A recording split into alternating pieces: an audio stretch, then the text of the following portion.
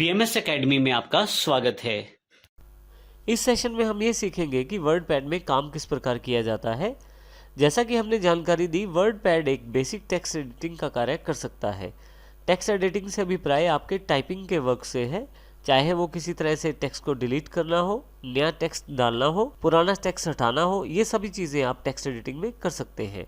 इसके अलावा वर्डपैड आपको बेसिक फॉर्मेटिंग से रिलेटेड भी काफ़ी सारे टूल देता है। इन सब टूल्स की जानकारी अब हम लेते हैं। सबसे पहले देखिए, मैंने कुछ सैम्पल टेक्स्ट यहाँ टाइप किया हुआ है। इस टेक्स्ट को सिलेक्ट करके हम इस पर किसी भी तरह का कार्य कर सकते हैं। सबसे पहले हम होम टैब की जानकारी लेंगे। होम टैब काफ़ी सारे ग्रुप में बटा हुआ है, जैसे क्लिपबोर्ड, जिसके अंतर्गत कट कॉपी पेस्ट कमांड शामिल है, फ़ॉन्ट से रिलेटेड टूल्स इसके अंतर्गत शामिल है, पैराग्राफ, इंसर्ट और एडिटिंग।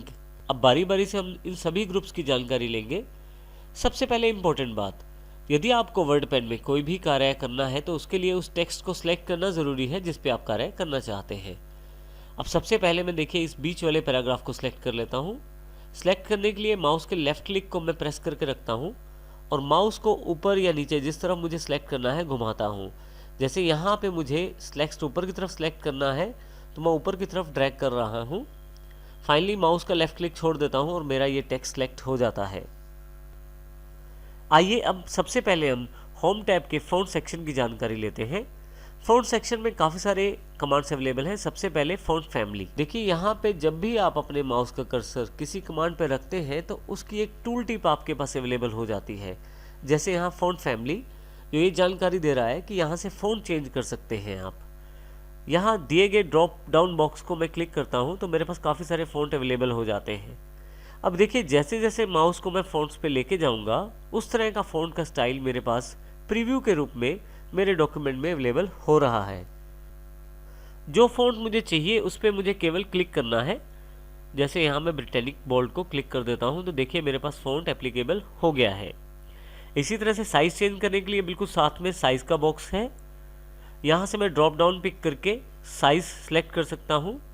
माउस मूव करते ही साइज़ में भी बदलाव आप देख सकते हैं प्रीव्यू के रूप में। जिस साइज़ को मैं चाहता हूँ उस साइज़ को एप्लीकेबल करने के लिए क्लिक कर देता हूँ। साइज़ बदलने के लिए आप ग्रो फॉन्ट और श्रिंक फॉन्ट का इस्तेमाल भी कर सकते हैं। जैसे ही मैं ग्रो फॉन्ट पे क्लिक करता हूँ आप देखेंगे कि साइज़ फॉन्ट का बढ़ रहा है। यहाँ पे आप नंबर भी देख सकते हैं, साइज़ के साथ बढ़ रहा है। इसी तरह से यदि आप श्रिंक फॉन्ट को क्लिक करते हैं तो साइज़ कम हो रहा है। यहाँ पे आप देखिए नंबर भी यहाँ पे कम हो गया है। इस प्रकार से ग्रो फॉन्ट और श्रिंक फॉन्ट के द्वारा साइज़ को बड़ा और छोटा आप कर सकते हैं फॉन्ट के। इसी के साथ आपके पास बोल्ड ऑप्शन अवेलेबल है जो अक्षरों को मोटा कर देगा कुछ इस तरह से। इसी तरह से इटैलिक, हल्के से टेढ़े अक्षर दिखाई देने शुरू हो जाएंगे। यू से नीचे अंडरलाइन अवेलेबल हो जाएगी। स्ट्राइक थ्रू से आपके पास अक्षरों के बीच में एक लाइन हो जाएगी जो एक स्टाइल को रिप्रेजेंट करेगी, जो कि स्ट्राइक थ्रू है। आप इनमें से किसी भी ऑप्शन को यहीं से ऑन ऑफ कर सकते हैं। अर्थात यदि आप बोल्ड पे क्लिक करते हैं यहीं से बोल्ड एनेबल हो जाएगा और दोबारा बोल्ड पे क्लिक करने पे बोल्ड डिसेबल हो जाएगा फ़ॉन्ट के ऊपर। तो इस प्रकार आप अपने इन ऑप्शंस को एनेबल और डिसेबल कर सकते हैं। अगला ऑप्शन हमारे पास है सबस्क्रिप्ट का। सबस्क्रिप्ट का एग्जाम्पल समझने के लिए सबसे पहले हम एक टर्म लिख लेते हैं यहाँ पे, log 10। अब यहाँ पे मुझे 10 को लॉग के बिल्कुल पैर में रखना है, यानी कि नीचे की तरफ रखना है। तो इसके लिए मैं 10 को सिलेक्ट कर लेता हूँ और यहाँ पे मैं सबस्क्रिप्ट पे क्लिक कर देता हूँ। आप देखेंगे यहाँ पे log 10 में 10 नीचे पैर में चला गया है लॉग के। तो इस प्रकार से आप सबस्क्रिप्ट का प्रयोग कर सकते हैं। दोबारा नॉर्मल पोजीशन में लाने के लिए फिर से 10 को सिलेक्ट कर लें। आप देखेंगे कि ये ऑप्शन एनेबल है तो यहाँ मैं इसे फिर से डिसेबल कर देता हूँ। आप देखेंगे कि सबस्क्रिप्ट का इफेक्ट यहाँ से हट गया है। नेक्स्ट कमांड हमारे पास सुपरस्क्रिप्ट की है। मान लीजिए मुझे 2 की पावर 8 यानी कि 2⁸ करना है तो मैं 8 को सिलेक्ट कर लेता हूँ और यहाँ पे सुपरस्क्रिप्ट पे क्लिक कर देता हूँ। आप यदि यहाँ ध्यान से देखें तो 2⁸ हो गया है, यानी कि 2 की पावर 8 दिखाई दे रहा है। यदि आप सुपरस्क्रिप्ट के इफेक्ट को हटाना चाहते हैं तो फिर से सुपरस्क्रिप्ट को क्लिक कर दीजिए, आपके पास वही नंबर वापस आ जाएगा। इस प्रकार से आप सुपरस्क्रिप्ट और सबस्क्रिप्ट का प्रयोग करते हैं। नेक्स्ट ऑप्शन हमारे पास टेक्स्ट हाईलाइट कलर के रूप में है। यहाँ मैं किसी भी टेक्स्ट को पहले सिलेक्ट कर लेता हूँ। यहाँ मैं कॉर्नर पे क्लिक करके ड्रॉप डाउन बॉक्स पे किसी भी कलर को सिलेक्ट कर सकता हूँ। जो कलर मैं सिलेक्ट करता हूँ वो एक टेक्स्ट हाईलाइट कलर के रूप में बैकग्राउंड में अवेलेबल हो जाएगा। मैं अपने टेक्स्ट का फ़ॉन्ट का कलर यानी कि अक्षरों का रंग भी बदल सकता हूँ। इसके लिए मैं टेक्स्ट सेलेक्ट कर लेता हूँ, फ़ॉन्ट कलर का चुनाव करता हूँ ड्रॉप डाउन बॉक्स से। अब देखें जैसे जैसे कलर को मैं सिलेक्ट कर रहा हूँ वैसे वैसे मेरे पास फ़ॉन्ट का कलर भी चेंज हो रहा है। मैं फ़ॉन्ट कलर चूज़ करके क्लिक कर देता हूँ। यदि आप फिर से नॉर्मल फ़ॉन्ट का कलर चाहते हैं तो आप सिलेक्ट कर लें और यहाँ ड्रॉप डाउन बॉक्स से ऑटोमेटिक क्लिक कर दें। इसी प्रकार से यदि आप हाईलाइट नहीं चाहते करना, सिलेक्ट कर लें टेक्स्ट को और नो कलर पे क्लिक कर दें। इस प्रकार से आप टेक्स्ट को हाईलाइट और फ़ॉन्ट का कलर भी चेंज कर सकते हैं। नेक्स्ट सेक्शन जो हमारा रिलेटेड है वो है पैराग्राफ से रिलेटेड। पैराग्राफ में काफ़ी सारे ऑप्शन पैराग्राफ की स्टाइल और सेटिंग से रिलेटेड संबंधित हैं। इन ऑप्शंस को अप्लाई करने के लिए सबसे पहले हम कुछ पार्ट टेक्स्ट का सिलेक्ट कर लेते हैं। अब यहाँ पे हमारे पास सबसे पहले डिक्रीज इंडेंट और इंक्रीज इंडेंट के दो ऑप्शन अवेलेबल हैं। यदि मैं इंक्रीज इंडेंट करता हूँ तो आप देखेंगे कि जो टेक्स्ट है वो राइट साइड मूव होना शुरू हो गया है और उसकी सेटिंग जो है राइट साइड की तरफ मूव हो गई है। और यदि मैं डिक्रीज इंडेंट करता हूँ तो फिर से मैं इसे वापस अपनी पोजीशन पे ला सकता हूँ। तो इंक्रीज इंडेंट और डिक्रीज इंडेंट का प्रयोग करके आप टेक्स्ट को राइट या लेफ्ट में मूव कर सकते हैं। नेक्स्ट हमारे पास अवेलेबल है लिस्टिंग। यदि मैं यहाँ क्लिक करूँ तो मेरे पास लिस्टिंग अवेलेबल हो जाएगी। यदि आप ध्यान दें तो यहाँ जो टेक्स्ट सिलेक्टेड है उसके आगे डॉट्स अवेलेबल हो गए हैं। और यहाँ यदि मैं कॉर्नर के ड्रॉप डाउन बॉक्स पे क्लिक करूँ तो मैं नंबर लिस्टिंग भी ले सकता हूँ, कैरेक्टर लिस्टिंग भी ले सकता हूँ और डॉटेड लिस्टिंग भी ले सकता हूँ। यदि मैं लिस्टिंग नहीं लेना चाहता तो यहाँ मैं नन करके उसे हटा भी सकता हूँ। नेक्स्ट ऑप्शन हमारे पास लाइन स्पेसिंग से रिलेटेड है। मैं लाइन स्पेसिंग पे क्लिक करता हूँ और यहाँ से जिस तरह की लाइन स्पेसिंग चाहिए उस पर क्लिक कर देता हूँ। जैसे मैं लाइन स्पेसिंग 2 कर देता हूँ तो आप देखेंगे जो टेक्स्ट सिलेक्टेड था उसके बीच का स्पेस बढ़ गया है।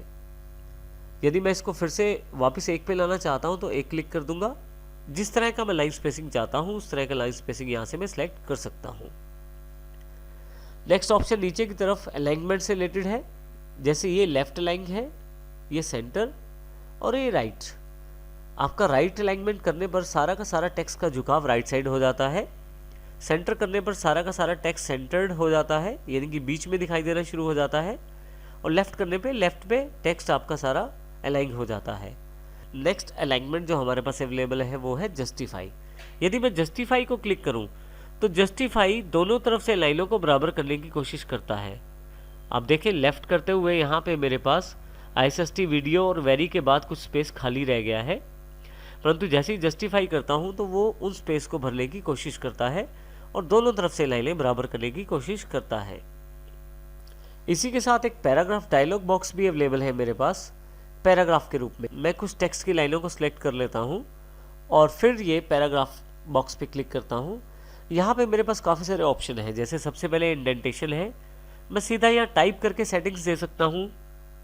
जैसे कि मैं लेफ्ट से 2 पॉइंट की इंडेंटेशन चाहता हूँ, राइट साइड से 1 पॉइंट की, फर्स्ट लाइन की इंडेंटेशन में चाहता हूँ 2 पॉइंट हो और जो स्पेसिंग है वो यहाँ से डिसाइड कर सकता हूँ पैराग्राफ की। तो इस वक्त ये जो सेटिंग्स हैं जो मेरे पास टेक्स्ट सिलेक्टेड है इस पे अप्लाई होंगी। इसके अतिरिक्त मैं अलाइनमेंट भी डिसाइड कर सकता हूँ, लेफ्ट राइट या जस्टिफाइड। मैं यहाँ लेफ्ट सेलेक्ट कर लेता हूँ। फाइनली मैं इसे ओके कर देता हूँ। तो जैसा मैंने पैराग्राफ का सेटिंग किया है बिल्कुल वैसी ही सेटिंग मेरे पास अवेलेबल हो गई है। इस प्रकार आप पैराग्राफ से टाइप करके सेटिंग्स को चेंज कर सकते हैं। मैं यहाँ Ctrl Z कर देता हूँ। Ctrl Z से आप अंडू करके सारी सेटिंग्स वापस ला सकते हैं। Ctrl Z के लिए आप Ctrl+Z की शॉर्टकट की का प्रयोग कर सकते हैं और यदि आप यहाँ चाहें तो ऊपर से भी अंडू का बटन आपके पास अवेलेबल है क्विक एक्सेस टूल बार पे। अंडू करते हुए आप स्टेप बैक कर सकते हैं हर एक चीज़ को। आपके पास साथ वाला बटन रीडू का है। यदि आप इसे क्लिक करें तो फिर आप उन्हीं ऑप्शंस को दोबारा अप्लाई कर सकते हैं। इसका अर्थ ये हुआ कि रीडू से आपकी कमांड्स फिर से आगे चली जाएंगी और अंडू से सारी कमांड्स फिर से वापस आ जाएंगी। शॉर्टकट के रूप में यदि आप अंडू का प्रयोग करें तो Ctrl Z है और रीडू का प्रयोग करें तो Ctrl Y है। नेक्स्ट ग्रुप जो हमारे पास अवेलेबल है वो है इंसर्ट के रूप में। इंसर्ट में हम काफ़ी सारी चीज़ें इंसर्ट कर सकते हैं अपने डॉक्यूमेंट में, जैसे पिक्चर, पेंट ड्राइंग का ऑब्जेक्ट, डेट टाइम या कोई किसी और सॉफ्टवेयर का ऑब्जेक्ट। सबसे पहले हम देखेंगे कि पिक्चर को किस प्रकार से इंसर्ट कर सकते हैं। मैं पिक्चर बॉक्स पे क्लिक करता हूँ, जहाँ पे मेरी पिक्चर्स अवेलेबल है उस लोकेशन को फाइंड करता हूँ और यहाँ से उस पिक्चर वाली फाइल को सिलेक्ट करके ओपन कर लेता हूँ। आप देखेंगे कि मेरे पास ये पिक्चर अवेलेबल हो गई है। पिक्चर पे क्लिक करते ही आप देखेंगे एक बॉर्डर अवेलेबल हो गया है और इस बॉर्डर के कॉर्नर पॉइंट्स पे मैं क्लिक करके पिक्चर को छोटा या बड़ा भी कर सकता हूँ। यहाँ देखिए, यहाँ इस तरह से मैं अपनी पिक्चर को रिसाइज भी कर सकता हूँ। अगर मुझे पिक्चर नहीं चाहिए तो मैं यहाँ सेलेक्ट कर लूँगा पिक्चर को। देखिए, सेलेक्ट करते ही यहाँ पे फिर से ये बाउंड्री अवेलेबल हो गई है और डिलीट बटन को प्रेस कर दूंगा तो ये पिक्चर यहाँ से डिलीट हो जाएगी। इसी तरह से मैं पेंट ड्राइंग का एक ऑब्जेक्ट भी इंसर्ट कर सकता हूँ। मेरे पास पेंट ड्राइंग का बॉक्स अवेलेबल हो जाता है। जैसे ही मैं पेंट ड्राइंग को क्लिक करता हूँ, मेरे पास माइक्रोसॉफ्ट का पेंट ऐप अवेलेबल हो जाता है। यहाँ पे मैं कुछ भी ड्रॉ कर लेता हूँ, इसमें कलर फिल कर लेता हूँ और फाइनली इसे मैं यहाँ से क्लोज कर देता हूँ। आप देखेंगे कि वही पिक्चर आपके पास आपके डॉक्यूमेंट में ऐड हो गई है। यदि आप इस पर क्लिक करें तो देखेंगे आपके इसके आसपास भी एक बाउंड्री अवेलेबल हो गई है, जिस बाउंड्री से मैं साइज बड़ा छोटा कर सकता हूँ इस इमेज का। यदि आप इस इमेज पर डबल क्लिक करें तो आप फिर से पेंट पे जाकर इसे एडिट कर सकते हैं। यहाँ मैं फिर से इसे क्लोज कर देता हूँ। इस प्रकार आप पेंट ड्राइंग का ऑब्जेक्ट भी इंसर्ट कर सकते हैं। यदि नहीं चाहिए ऑब्जेक्ट तो क्लिक करें और डिलीट प्रेस कर दें। इसी तरह से यदि आप अपने डॉक्यूमेंट में डेट या टाइम इंसर्ट करना चाहते हैं तो डेट टाइम पे क्लिक करें। काफ़ी सारे फॉर्मेट्स आपके पास अवेलेबल हो जाएंगे। जैसा फॉर्मेट आपको चाहिए वो सिलेक्ट करें और ओके कर दें। उस तरह का डेट आपके पास यहाँ इंसर्ट हो जाएगा। नेक्स्ट ऑप्शन हमारे पास यहाँ उपलब्ध है इंसर्ट ऑब्जेक्ट के रूप में। इंसर्ट ऑब्जेक्ट पे क्लिक करें आप। आपके पास जो सॉफ्टवेयर आपके सिस्टम में इंस्टॉल्ड है और जिनका ऑब्जेक्ट बनाया जा सकता है उन सबकी लिस्ट यहाँ अवेलेबल हो जाएगी। जैसे यहाँ एक्सेल, पावर पॉइंट, वर्ड इत्यादि सॉफ्टवेयर्स की लिस्ट अवेलेबल है। मैं यहाँ एक्सेल शीट डालना चाहता हूँ अपने वर्ड पैड में, तो मैं एक्सेल वर्कशीट क्लिक कर लेता हूँ और ओके कर देता हूँ। जैसे ही ओके करता हूँ, देखिए मेरे पास यहाँ पे माइक्रोसॉफ्ट का एक्सेल सॉफ्टवेयर अवेलेबल हो गया है। इस एक्सेल में मैं कुछ भी एक छोटा सा टेबल बना लेता हूँ। टेबल बनाने के पश्चात यहाँ से मैं इस एक्सेल को क्लोज कर देता हूँ। आप देखेंगे कि सेम टेबल आपके पास आपके डॉक्यूमेंट में इंसर्ट हो गया है। आप चाहें तो फिर से डबल क्लिक करें, आपके पास फिर से एक्सेल अवेलेबल हो जाएगा। कुछ मॉडिफाई करना चाहते हैं तो मॉडिफाई करें और फिर से इस एक्सेल को क्लोज कर दें। इस प्रकार से आप अलग अलग सॉफ्टवेयर्स के ऑब्जेक्ट को इंसर्ट कर सकते हैं अपने वर्ड पैड के डॉक्यूमेंट में। नेक्स्ट ग्रुप जो हमारे पास अवेलेबल है वो है एडिटिंग के रूप में। एडिटिंग में हमारे पास सबसे पहली कमांड है फाइंड। यदि मैं फाइंड को क्लिक करूं तो मेरे पास फाइंड वर्ड का एक बॉक्स अवेलेबल हो जाता है। यहाँ पे मैं इस फाइंड वर्ड टेक्स्ट बॉक्स में जो भी टाइप करूँगा वो मेरे डॉक्यूमेंट में ढूंढा जाएगा। जैसे ही यहाँ मैं प्ले लिखता हूँ, फाइंड नेक्स्ट करता हूँ, तो देखिए यहाँ पे जहाँ जहाँ प्ले लिखा हुआ है मेरे डॉक्यूमेंट में वो सारी जगह इन्फॉर्मेशन सर्च की जाएगी और प्ले वर्ड को मुझे हाईलाइट करके दिखाया जाए। फाइनली जब आपने पूरा डॉक्यूमेंट सर्च कर लिया है, उसके पश्चात यदि फाइंड कमांड को आगे प्ले वर्ड नहीं मिल रहा तो आपके पास यहाँ पे एक मैसेज आ जाएगा, WordPad has finished searching the document. अर्थात उसने अपना पूरा डॉक्यूमेंट सर्च कर लिया है और प्ले इसके अलावा कहीं भी नहीं है, वो सब आपको दिखा चुका है। इसे मैं ओके कर देता हूँ। नीचे की तरफ यहाँ दो इम्पोर्टेंट ऑप्शन दिए गए हैं, मैच होल्ड वर्ड ओनली और match case. Match hold word का अर्थ है यदि कोई आप वर्ड ढूंढते हैं तो वो एग्जैक्ट पूरा वर्ड ढूंढा जाएगा, ना कि उस वर्ड के आगे या पीछे लगे हुए किसी अक्षर को मिलाकर ढूंढेगा। उदाहरण के लिए जैसे यहाँ मैं राज वर्ड ढूंढना चाहता हूँ, RAJ, और फाइंड नेक्स्ट करता हूँ, राज, राजवीर, हमराज, राज, राजू। आप देखेंगे कि इसलिए काफ़ी सारे बाकी वर्ड्स में जाकर भी राज को ढूंढा है, परंतु मैं केवल राज को ढूंढना चाहता हूँ। तो उस केस में मैं यहाँ पे मैच होल्ड वर्ड पे क्लिक कर देता हूँ और फिर से ढूंढना शुरू करता हूँ और फिर से ढूंढना शुरू करता हूँ। देखिए ये राज, राज, दो बार केवल राज ढूंढा है इसने और फाइनली उसके बाद इसने सर्चिंग को फिनिश कर दिया है। तो इस प्रकार से यदि आप पर्टिकुलर वर्ड ढूंढना चाहते हैं और चाहते हैं वो वर्ड किसी और वर्ड के साथ जुड़ा हुआ ना हो और चाहते हैं कि वो वर्ड केवल अकेला ढूंढा जाए, ना कि आगे या पीछे जुड़े हुए शब्दों के साथ, तो आप इस प्रकार से मैच होल्ड वर्ड का प्रयोग करके ढूंढ सकते हैं। इसी प्रकार से मैं मैच केस का प्रयोग कर सकता हूँ। नीचे वाला ऑप्शन मैच केस के लिए है। यदि मैं किसी वर्ड को स्मॉल लेटर्स या कैपिटल लेटर्स के अनुसार ढूंढना चाहता हूं तो वो भी मैं ढूंढ सकता हूं। उदाहरण के लिए जैसे मैं यहाँ प्ले टाइप कर देता हूं और अभी मैं बिना मैच केस ऑप्शन को चेक किए ढूंढता हूं। आप देखेंगे प्ले यहाँ हर एक तरह का प्ले वर्ड ढूंढा जा रहा है, चाहे वो कैपिटल है या स्मॉल लेटर में है, दोनों को इसने ढूंढा है। परंतु यदि मैं मैच केस ऑन कर देता हूं और फिर से ढूंढना शुरू करता हूं तो आप देखेंगे ये प्ले छोटे अक्षरों में है, ये प्ले भी छोटे अक्षरों में है और इसके पश्चात सर्चिंग फिनिश हो गई है। तो इस प्रकार आप मैच केस को ऑन करके या चेक करके आप इस प्रकार से मैच केस ऑप्शन को आप सिलेक्ट करके बड़े और छोटे अक्षरों में भेद कर सकते हैं और जिससे आपका सर्चिंग जो है वो जल्दी हो जाएगा यदि आप छोटे या बड़े अक्षरों को ढूंढ रहे हैं। तो इससे आप पर्टिकुलर वर्ड को आसानी से खोज सकते हैं अगर वो छोटे या बड़े अक्षरों में लिखा हुआ है। अगली कमांड जो हमारे पास एडिटिंग ग्रुप में अवेलेबल है वो है रिप्लेस कमांड। जैसे ही मैं रिप्लेस कमांड पे क्लिक करता हूँ मेरे पास रिप्लेस बॉक्स अवेलेबल हो जाता है। इसमें दो टेक्स्ट बॉक्स दिए गए हैं, फाइंड वर्ड और रिप्लेस विद। आप किसी भी वर्ड को ढूंढ के उसको किसी दूसरे वर्ड के साथ बदल सकते हैं रिप्लेस कमांड के द्वारा।